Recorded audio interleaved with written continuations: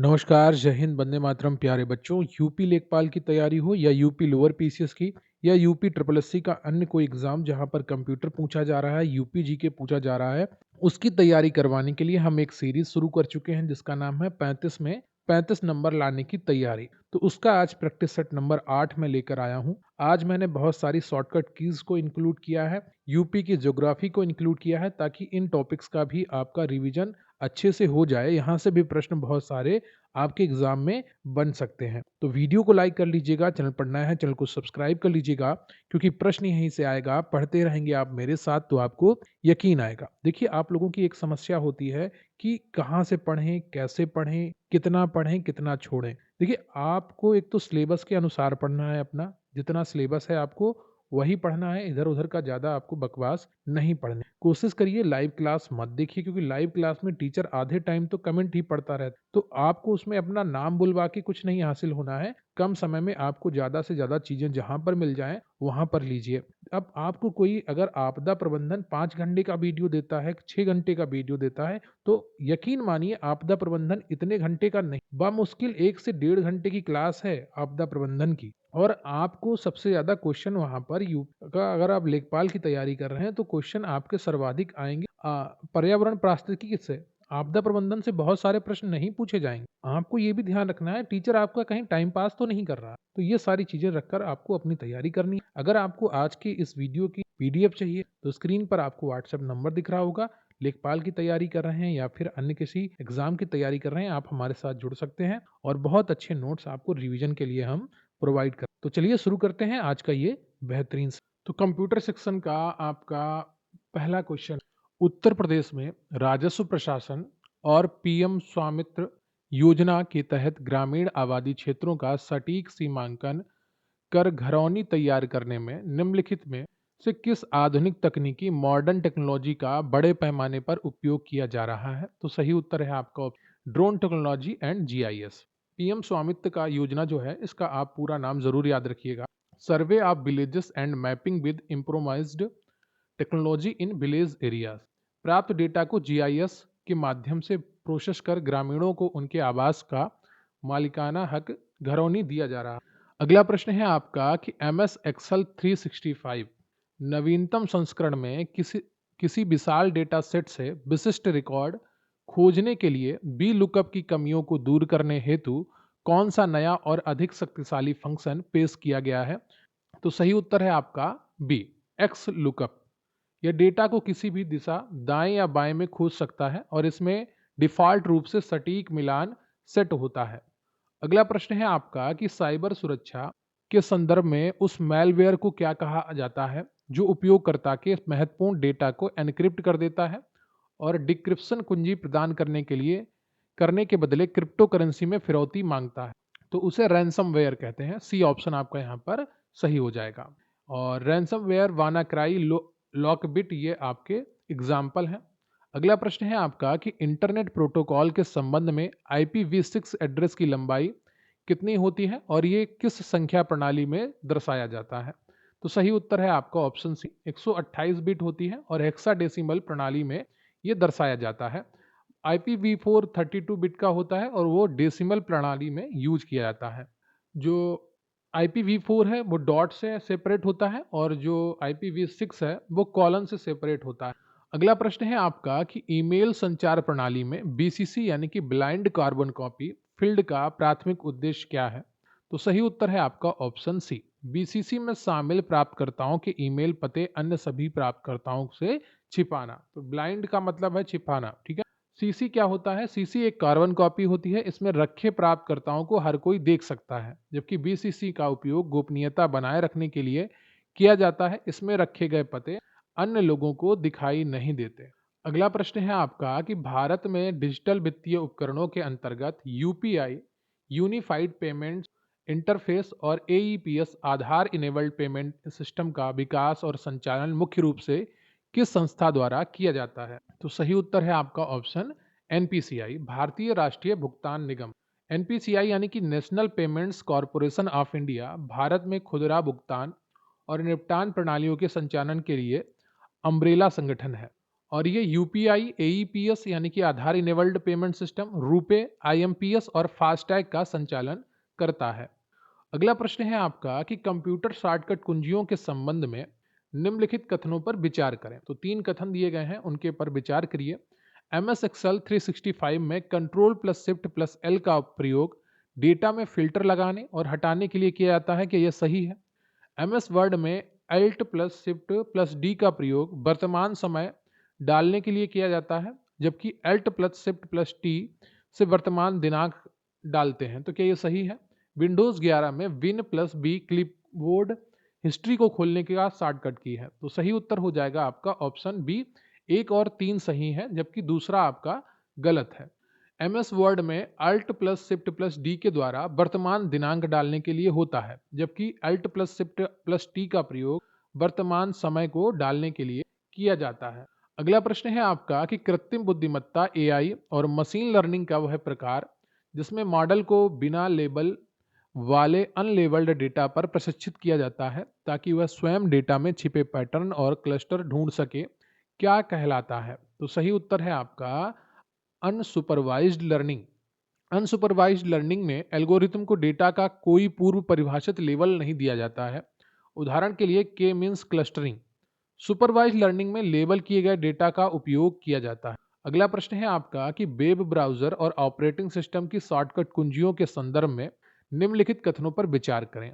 Web browser जैसे Chrome या ads में गलती से बंद हुए टैब को फिर से खोलने के लिए control plus shift plus T का उपयोग किया जाता है, क्या यह सही है? कंट्रोल प्लस जे का प्रयोग ब्राउजर में डाउनलोड हिस्ट्री खोलने के लिए होता है, क्या यह? विंडोज ऑपरेटिंग सिस्टम में किसी फाइल को बिना रिसाइकल बिन में भेजे स्थायी रूप से हटाने के लिए शिफ्ट प्लस डिलीट का उपयोग किया जाता है, क्या यह सही है? तो सही है आपका 1, 2, 3, ये तीनों सही हैं आपके। Control plus shift plus T हाल ही में बंद किए गए टैब को पुनः खोलने के लिए उपयोग में लाया जाता है। कंट्रोल प्लस जे क्रोम और एज ब्राउजर में डाउनलोड पेज खोलता है। शिफ्ट प्लस डिलीट फाइल को स्थायी रूप से हटा देता है। अगला प्रश्न है आपका कि प्रिंटर हार्डवेयर के संबंध में retail stores, POS point of sale मशीनों और ATM में रसीद छापने के लिए आमतौर पर किस प्रकार के प्रिंटर का उपयोग किया जाता है जो स्याही के बजाय ऊष्मा का उपयोग करता है, यानी कि हीट का प्रयोग करता है? तो सही उत्तर है आपका option C, thermal printer. Thermal printers ऊष्मा संवेदनशील कागज, हीट सेंसिटिव पेपर का उपयोग करते हैं। ये तेज, शांत और बिना स्याही या टोनर के काम करते हैं, इसलिए बिलिंग मशीनों में ये आदर्श होते हैं, स्याही बार बार नहीं भरनी पड़ती। अगला प्रश्न है आपका कि MS ऑफिस और विंडोज शॉर्टकट कुंजियों के संबंध में निम्नलिखित कथनों पर विचार करें। MS एक्सेल में संपूर्ण रो को छिपाने के लिए कंट्रोल प्लस 9 और कॉलम को छिपाने के लिए कंट्रोल प्लस 0 का उपयोग होता है, क्या यह सही है? MS पावर पॉइंट में स्लाइड शो को शुरुआत से शुरू करने के लिए F5 और वर्तमान स्लाइड में से शुरू करने के लिए शिफ्ट प्लस F5 का प्रयोग होता है, क्या यह सही है? कंप्यूटर स्क्रीन को तुरंत लॉक करने के लिए कंट्रोल प्लस L का उपयोग किया जाता है, क्या यह सही है? तो सही उत्तर है आपका ऑप्शन ए। केवल 1 और 2 सही है, तीसरा आपका गलत है। क्यों गलत है? क्योंकि कंप्यूटर को लॉक करने के लिए विंडोज की को और L को दबाया जाता है, विन प्लस L इसे कहते हैं शॉर्ट में, तो लॉक हो जाता है कंप्यूटर। कंट्रोल प्लस L आमतौर पर वेब ब्राउजर में URL बार को हाईलाइट करने के लिए उपयोग किया जाता है। अगला प्रश्न है आपका कि निम्नलिखित में से कौन सा कार्य ऑपरेटिंग सिस्टम का प्राथमिक कार्य नहीं है? तो सही उत्तर है आपका यहाँ पर web browsing. Web browsing operating system का प्राथमिक कार्य नहीं है। वेब ब्राउजिंग एप्लीकेशन सॉफ्टवेयर जैसे क्रोम एज का कार्य है, ना कि सिस्टम सॉफ्टवेयर। OS हार्डवेयर संसाधनों का प्रबंधन करता है, मेमोरी, प्रोसेस, डिवाइस और फाइल मैनेजमेंट देखता है। अगला प्रश्न है आपका कि वर्ल्ड वाइड वेब और इंटरनेट के विकास के संदर्भ में वेब 3.0 की प्रमुख विशेषता निम्नलिखित में से क्या है? तो सही उत्तर है आपका ऑप्शन ब्लॉकचेन और विकेंद्रीकरण पर यह आधारित है। वेब 1.0 रीड ओनली स्थिर पेज हुआ करते थे, जो जैसे कॉलेज की वेबसाइट होती थी, सरकारी वेबसाइट होती थी, तो वहां पर सिर्फ स्थिर जानकारी मिलती थी। फिर वेब 2.0 आया, read and right, social media आए, फॉर्म भरे जाने लगे सरकार के, और फिर आया वेब 3.0 सिमेनेटिक वेब, डिसेंट्रलाइज्ड, ब्लॉकचेन आधारित और AI द्वारा संचालित। टैबलेट और स्मार्टफोन संचालन में प्रयुक्त होने वाली USSD तकनीकी का पूर्ण रूप क्या है जो बिना इंटरनेट के फीचर फोन पर भी मोबाइल बैंकिंग और शेष राशि पूछताछ में मदद करती है? तो सही उत्तर है आपका option B, unstructured supplementary service data. USSD एक जीएसएम संचार तकनीक जिसका उपयोग मोबाइल फोन और नेटवर्क में एप्लीकेशन प्रोग्राम के बीच टेक्स्ट भेजने के लिए किया जाता है, जैसे 99*99# डायल करके बैंकिंग सेवाएं प्राप्त करना। अगला प्रश्न है आपका कि इंटरनेट ऑफ थिंग्स का कृषि में उपयोग स्मार्ट एग्रीकल्चर कहलाता है। निम्नलिखित में से कौन सा आईओटी का प्रत्यक्ष अनुप्रयोग नहीं है? तो सही उत्तर है आपका यहाँ पर ऑप्शन डी, बीजों का आनुवांशिक उत्परिवर्तन। ये आईओटी का प्रत्यक्ष अनुप्रयोग नहीं है। आनुवांशिक उत्परिवर्तन जैव प्रौद्योगिकी का क्षेत्र है। आईओटी में भौतिक उपकरणों, सेंसर और इंटरनेट कनेक्टिविटी का उपयोग डेटा एकत्र करने और स्वचालित निर्णय लेने के लिए किया जाता है। तो यहाँ से आपके कंप्लीट होते हैं कंप्यूटर के प्रश्न। अब हम बढ़ेंगे नेक्स्ट सेक्शन की तरफ, जिसका नाम है यूपीजी के उत्तर प्रदेश सामान्य ज्ञान। प्रश्न है आपका कि उत्तर प्रदेश सरकार के नवीनतम पहलों के अनुसार राज्य के किस शहर को भारत के पहले आर्टिफिशियल इंटेलिजेंस सिटी के रूप में विकसित किया जा रहा है? तो सही उत्तर है आपका ऑप्शन बी, लखनऊ। लखनऊ को पहला एआई सिटी के रूप में विकसित किया जा रहा है और ये नादरगंज औद्योगिक क्षेत्र में काम हो रहा है। इसका उद्देश्य आईटी नवाचार, स्टार्टअप्स और रोजगार के नए अवसर पैदा करना है। अगला प्रश्न है आपको, यहाँ पर सूची दी गई है। यूपी ज्योग्राफी से जुड़ा हुआ प्रश्न है। एक तरफ क्षेत्र दिए गए हैं, दूसरी तरफ मृदा की विशेषता दी गई है, तो जिनको आपको मिलान करना है। तो मैं सीधे आपको आंसर बताता हूँ। भाबर क्षेत्र शिवालिक और गिरिपाद में स्थित कंकड़ पत्थर वाला क्षेत्र है जहां नदियां भूमिगत हो जाती हैं। तराई क्षेत्र कौन सा है? भाबर के दक्षिण में दलदली और घने वनों वाला क्षेत्र है। खादर क्षेत्र कौन सा है? नदियों के बाढ़ वाले मैदान जहां प्रतिवर्ष नवीन जलोढ़ मिट्टी बिछ जाती है। बांगर बाढ़ के स्तर से ऊपर स्थित पुरानी जलोढ़ मिट्टी का क्षेत्र है। अगला प्रश्न है आपका कि उत्तर प्रदेश की जलवायु और भूगोल के संदर्भ में निम्नलिखित कथनों पर विचार करें। उत्तर प्रदेश की जलवायु मुख्य रूप से उष्णकटिबंधीय मानसूनी प्रकार की है। राज्य में सर्वाधिक वर्षा गोरखपुर क्षेत्र में होती है, जबकि सबसे कम वर्षा मथुरा में होती। तीसरा बिंदु है कि उत्तर प्रदेश में शीत ऋतु में होने वाली वर्षा मुख्य रूप से पश्चिमी विक्षोभ के कारण होती है, जो रबी की फसल के लिए अत्यंत लाभदायक है। तो सही उत्तर है आपका ऑप्शन यहाँ पर सी, 1, 2 और 3। ये तीनों कथन सत्य हैं आपके। गोरखपुर में राज्य का सर्वाधिक वर्षा लगभग 184.7 सेंटीमीटर तथा मथुरा में सबसे कम वर्षा लगभग 54.4 सेंटीमीटर के आसपास होती है। सर्दियों में भूमध्य सागर से उठने वाले पश्चिमी विक्षोभ से बारिश होती है, जो गेहूं और रबी के लिए वरदान होती है। अगला प्रश्न है आपका कि उत्तर प्रदेश के लोक नृत्यों को उनके संबंधित क्षेत्रों से सुमेलित करें। चरकुला, कर्मा, राई, नटवरी। तो राई आपका बुंदेलखंड क्षेत्र है, चरकुला आपका ब्रज क्षेत्र है। तो ए का 3, सी का 1, 2 आपको पता चल गया तो बहुत आसानी से आप उत्तर कर पाएंगे। और सिर्फ बी ऑप्शन में है, ठीक है। कर्मा आपका खरवार जनजाति द्वारा सोनभद्र और मिर्जापुर क्षेत्र में। नटवरी जो है वो पूर्वांचल क्षेत्र में अहिरों यानी कि यादवों द्वारा किया जाने वाला नृत्य है। अगला प्रश्न है आपका कि उत्तर प्रदेश में कृषि अनुसंधान और विकास के लिए कृषि जलवायु क्षेत्रों की कुल संख्या कितनी है? तो सही उत्तर है आपका ऑप्शन सी, 9 कृषि जलवायु क्षेत्र हैं और भारत को योजना आयोग द्वारा कुल 15 कृषि जलवायु क्षेत्रों में बांटा गया था। अगला प्रश्न है आपका कि उत्तर प्रदेश के वन्यजीव अभ्यारण्यों का उनके जिलों के साथ मिलान करें।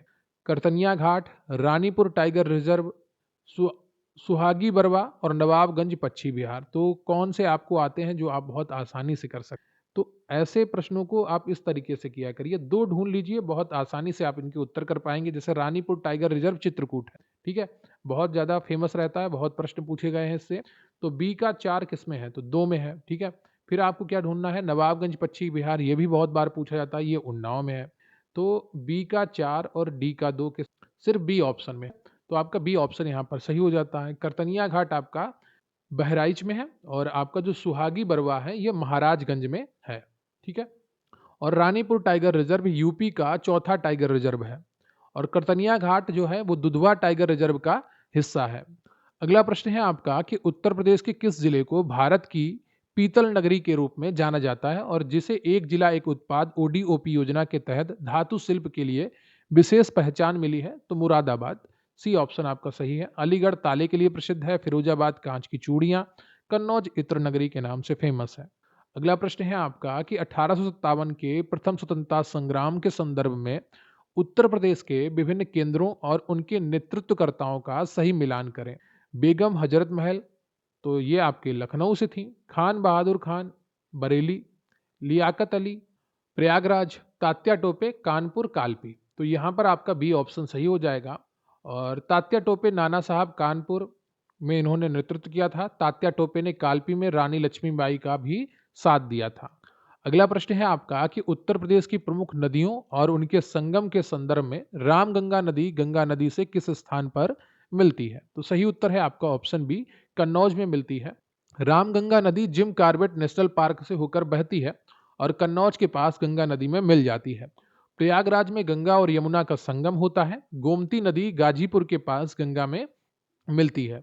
अगला प्रश्न है आपका कि वित्तीय समावेशन और महिला रोजगार को बढ़ावा देने के लिए उत्तर प्रदेश सरकार द्वारा शुरू की गई बीसी सखी योजना का मुख्य उद्देश्य क्या है? तो सही उत्तर है आपका ग्रामीण क्षेत्रों में घर घर जाकर डिजिटल बैंकिंग और वित्तीय सेवाएं प्रदान करना। बीसी सखी का फुल फॉर्म है बैंकिंग कॉरेस्पॉन्डेंट सखी। अगला प्रश्न है आपका कि उत्तर प्रदेश के खनिज संसाधनों का उनके प्रमुख प्राप्ति जिलों के साथ सही मिलान करें। यूरेनियम, कोयला, सिलिका सैंड, बॉक्साइट। ये आपसे पूछा गया है। यूरेनियम ललितपुर में है, कोयला सोनभद्र में है, सिलिका सैंड प्रयागराज में है, बॉक्साइट आपका बांदा चित्रकूट। तो यहाँ पर आपका बी ऑप्शन सही हो जाएगा। अगला प्रश्न है आपका कि उत्तर प्रदेश की अर्थव्यवस्था में कृषि के बाद सर्वाधिक रोजगार प्रदान करने वाला दूसरा सबसे बड़ा उद्योग क्षेत्र कौन सा है? तो सही उत्तर है आपका ऑप्शन सी, हथकरघा एवं वस्त्र उद्योग। कृषि उत्तर प्रदेश की अर्थव्यवस्था का मुख्य आधार है। कृषि के बाद हथकरघा क्षेत्र राज्य में रोजगार का दूसरा सबसे बड़ा स्रोत है। अगला प्रश्न है आपका कि गंगा एक्सप्रेसवे जो उत्तर प्रदेश की सबसे महत्वाकांक्षी और लंबी एक्सप्रेसवे परियोजनाओं में से एक है, मुख्य रूप से किन दो शहरों को आपस में जोड़ेगी? तो सही उत्तर है आपका ऑप्शन बी, मेरठ से प्रयागराज। गंगा एक्सप्रेसवे लगभग 594 किलोमीटर लंबा है और ये 6 लेन लंबा है। ये मेरठ के बिजौली गांव से शुरू होकर प्रयागराज के जूदापुर दांडू गांव तक जाएगा, जो राज्य की पश्चिमी और पूर्वी हिस्सा को जोड़ेगा। अगला प्रश्न है आपका कि उत्तर प्रदेश के प्रसिद्ध क्षेत्रीय मेलों का उनके आयोजन स्थलों से सही मिलान करें। तो बटेश्वर मेला आगरा में लगता है, याद हो गया होगा आपको मेरे साथ पढ़ते पढ़ते। नौचंदी मेला मेरठ में लगता है। शाकंभरी देवी मेला सहारनपुर में लगता है। और ददरी मेला जो कि एक पशु मेला है, ये बलिया में लगता है। ये सारे मेले आपको याद हो गए होंगे अगर आप मेरे साथ निरंतर बने हुए। तो एक एक आपका सही है। ददरी मेला कार्तिक पूर्णिमा पर आयोजित पशु मेला है। नौचंदी मेला मेरठ में हिंदू मुस्लिम एकता का प्रतीक माना जाता है। शाकंभरी देवी मेला सहारनपुर में होता है। अगला प्रश्न है आपका कि उत्तर प्रदेश की क्षेत्रीय बोलियों और उनके मुख्य क्षेत्रों का सही मिलान करें। ब्रज भाषा किस क्षेत्र में बोली जाती है? तो ये आपका मथुरा, आगरा, अलीगढ़। अवधी जो है लखनऊ, अयोध्या, गोंडा के क्षेत्र में बोली जाती है। भोजपुरी जो भाषा है आपकी, ये गोरखपुर, बलिया, वाराणसी में और बुंदेली, झांसी, महोबा और ललितपुर क्षेत्र में बोली जाती है। तो बी ऑप्शन आपका सही हो जाएगा। ब्रजभाषा पश्चिमी यूपी, अवधी मध्य यूपी, भोजपुरी पूर्वी यूपी पूर्वांचल और बुंदेली बुंदेलखंड क्षेत्र की बोली है। अगला प्रश्न है आपका कि उत्तर प्रदेश शासन के ई डिस्ट्रिक्ट पोर्टल का मुख्य उद्देश्य निम्नलिखित में से क्या है? तो सही उत्तर है आपका नागरिकों को आय, जाति और निवास प्रमाण पत्र जैसी सेवाएं इलेक्ट्रॉनिक रूप से प्रदान करना। ई डिस्ट्रिक्ट ई गवर्नेंस की एक महत्वपूर्ण परियोजना है जिसके तहत जन सेवा केंद्रों के माध्यम से प्रमाण पत्र, पेंशन, खतौनी आदि सेवाएं डिजिटल रूप से दी जाती हैं। अगला प्रश्न है आपका कि उत्तर प्रदेश की कला एवं संस्कृति के संदर्भ में निम्नलिखित कथनों पर विचार करें। कथक उत्तर प्रदेश का एकमात्र शास्त्रीय नृत्य है जिसका मुख्य केंद्र लखनऊ और वाराणसी घराने हैं। आल्हा जो है ये मुख्य रूप से बुंदेलखंड क्षेत्र का एक वीर रस प्रधान लोकगीत है जो महोबा के वीर आल्हा उदल पर आधारित है। रशिया की अगर बात की जाए तो ये लोकगीत का संबंध मुख्य रूप से अवध क्षेत्र से है और यह भगवान राम के जीवन पर आधारित है। तो सही उत्तर हो जाएगा आपका एक, केवल एक और दो सही है। कथन 3 गलत है क्योंकि रशिया जो है वो लोकगीत का संबंध ब्रज क्षेत्र से है, मथुरा, वृंदावन और बरसाना से। यह मुख्य रूप से भगवान श्री कृष्ण और राधा के प्रेम प्रसंगों पर आधारित है, न कि अवध और भगवान राम पर। अगला प्रश्न है आपका कि उत्तर प्रदेश की सांस्कृतिक विरासत और यूनेस्को के संदर्भ में निम्नलिखित कथनों पर विचार करें। उत्तर प्रदेश में 3 मूर्त यूनेस्को विश्व धरोहर स्थल हैं। ताजमहल, आगरा का किला और फतेहपुर सीकरी। क्या ये सही है? प्रयागराज के कुंभ मेले को 2017 में यूनेस्को की मानवता की अमूर्त सांस्कृतिक विरासत सूची में शामिल किया गया था। वाराणसी के ऐतिहासिक घाटों को 2021 में यूनेस्को की विश्व विरासत सूची में अंतिम रूप से शामिल कर लिया गया। क्या ये सही है? तो सही उत्तर है आपका यहाँ पर ऑप्शन बी। 1 और 2 सही है, जबकि तीसरा आपका गलत है। वाराणसी के घाटों को अप्रैल 2021 में यूनेस्को ने संभावित सूची में जोड़ा है, अंतिम रूप अभी नहीं दिया है। अगला प्रश्न है आपका कि उत्तर प्रदेश के कृषि के संदर्भ में गेहूं और गन्ना उत्पादन में भारत के राज्यों में उत्तर प्रदेश का कौन सा स्थान है? तो प्रथम स्थान है। ठीक है, ये ध्यान रखिएगा। अगला प्रश्न है आपका कि उत्तर प्रदेश की भौगोलिक स्थिति और अपवाह तंत्र के संदर्भ में निम्नलिखित कथनों पर विचार करें। गोमती नदी का उद्गम पीलीभीत जिले की फूलहर झील से होता है, अर्थात यह मैदानी भाग से निकलने वाली नदी है, ना कि किसी हिमनद से। क्या यह सही है? बिल्कुल सही कथन है। बेतवा नदी यमुना नदी की प्रमुख सहायक नदी है जो हमीरपुर जिले के पास यमुना में मिलती है। यह भी सही है। सोन नदी उत्तर प्रदेश के ललितपुर जिले से होकर बहती है और अंततः गंगा में मिलती है। तो ये आपका गलत हो जाएगा। ठीक है, सोन नदी आपका ललितपुर से होकर नहीं बहती है। सोन नदी मध्य प्रदेश के अमरकंटक से निकलती है और उत्तर प्रदेश के सोनभद्र और मिर्जापुर जिलों से होकर बहती है, ना कि ललितपुर से। ललितपुर से बेतवा नदी गुजरती है। तो ये रहा आपका आज का 35 प्रश्नों का सेट, जिसमें आपने 35 नंबर। वीडियो को लाइक कर लीजिएगा, चैनल पर नया है तो चैनल को सब्सक्राइब कर लीजिएगा, अपने दोस्तों के साथ शेयर करिएगा और हमें कमेंट करके बताइएगा कि आज के ये 35 प्रश्न आपको कैसे लगे, इनमें से कितने प्रश्न आपको आते थे।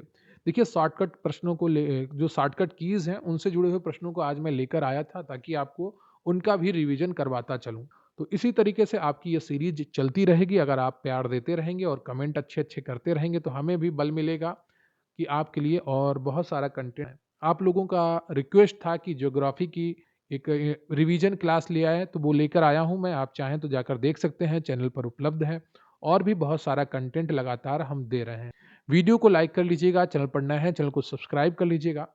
और अगर आप इस वीडियो की पीडीएफ चाहते हैं या हमारे चैनल पर उपलब्ध अन्य कंटेंट चाहते हैं तो 14 तारीख को अंबेडकर जयंती है, उसके उपलक्ष्य में कुछ ऑफर लेकर आए हैं सिर्फ पहले 50 लोगों के लिए। अगर आप हमारे साथ जुड़ेंगे तो निश्चित रूप से आपका लाभ होने वाला है। तो स्क्रीन पर आपको एक व्हाट्सएप नंबर दिख रहा होगा, वहां पर आप मैसेज करके हमारे साथ जुड़ सकते हैं और उस ऑफर का लाभ उठा सकते हैं। मिलेंगे फिर किसी अन्य वीडियो में, तब तक के लिए जय हिंद, जय भारत।